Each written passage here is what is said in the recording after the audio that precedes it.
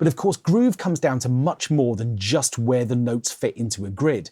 It's also about how each note feels within the context of the track. Let's have a listen to just these two elements, the kick and the snare, across these two bars.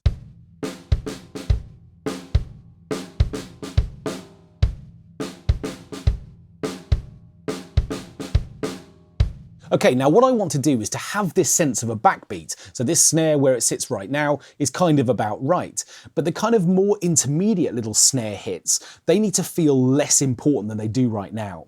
So what we can do is to sort of turn them almost into what we call ghost notes. Rather than sort of full strength hits, what we're going to do instead is to back those down, and I'm going to do that using velocity. What I can do is to select these two notes, I'm just going to turn off MIDI out, and just select these two notes. I'm going to pull them right down in volume so that they're much less significant. This little sort of offbeat snare, I like this more. It's not a ghost note, but I don't want it to feel quite as strong as the backbeat element that I've got here. And then I'm going to do the same thing here, just pull these down so that they become a little bit more ghost-like and less strong in nature. And then this one, which actually falls on beat 4 rather than halfway through it, that can stay nice and strong.